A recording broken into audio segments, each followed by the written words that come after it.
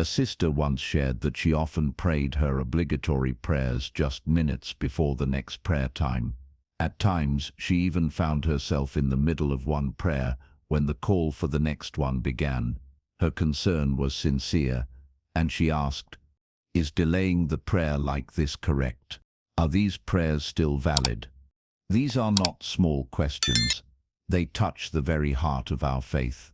Prayer is the second pillar of Islam, after belief in God. It is the dividing line between faith and disbelief. It is the first matter we will be questioned about on the Day of Judgment. If prayer is correct, the rest of our deeds will be accepted. If it is neglected, everything else will collapse. That is why clarifying these points is so important. Is it correct to delay the prayer? The simple answer is no, it is not correct.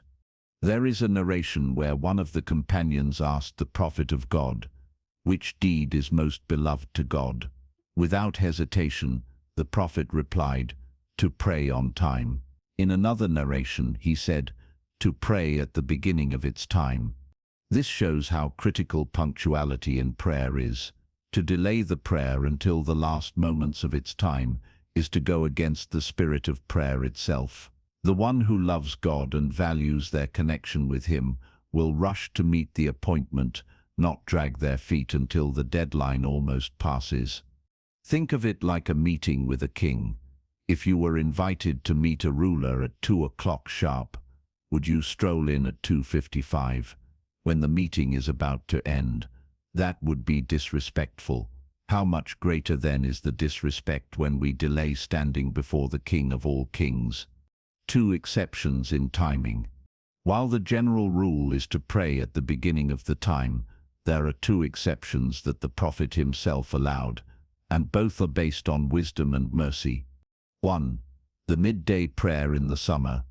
During the Prophet's time, companions had to walk under the scorching Arabian sun to attend the mosque. Out of mercy for them, the Prophet advised that this prayer be delayed until the extreme heat had lessened. Scholars explained that delaying it closer to the afternoon prayer was easier for them. But notice this ruling was connected to a specific hardship, the unbearable outdoor heat. Today, for most of us, this hardship no longer exists. Our homes and mosques are equipped with fans and air conditioning. Whether prayed early or late, the temperature is the same. For women at home, there is absolutely no reason to delay. Thus, in our current situation, it is far better to pray at the beginning of the time. 2. The night prayer. The Prophet also mentioned that the night prayer is best when delayed until the first third of the night has passed. For those praying at home, this timing brings extra reward and allows one to experience the tranquility of the night. However, in practice, this recommendation does not apply to congregational prayers. Communities usually establish the night prayer within 15-20 minutes after the call, and it is best to join the congregation. For women at home, delaying it into the night is an option, but it must never be out of laziness. So apart from these 2 exceptions, all other prayers should be performed at their earliest time. The danger of delaying until the end. Delaying the prayer until the very last moments is not just incorrect, it is spiritually dangerous. The Prophet warned about the prayer of the hypocrites. He described them as people who sit idle and careless until the sun is about to set. Then they rush through the afternoon prayer with no concentration, pecking at the ground like a bird picking grains. Such a prayer is empty, devoid of humility, and brings no reward. This is not just a description, it is a warning. A believer should tremble at the thought of resembling such behavior. Prayer is meant to soften the heart, not harden it. It is meant to bring peace, not emptiness.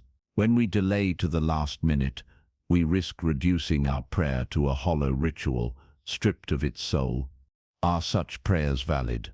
Now comes the second part of the question. Are the prayers still valid? The Prophet gave us a clear guideline. If a person manages to complete at least 1 full unit of prayer before the time ends, then the prayer counts as being offered on time. For example, if you begin the afternoon prayer and complete one full unit before the sun sets, the prayer is valid, even if the sun sets during the second unit. But if the time ended before even one unit was completed, then the prayer is not valid and must be made up as a missed prayer. But remember, making it up later does not equal praying it on time. The reward, the protection, and the blessings that come with praying within its time cannot be regained once the time has passed.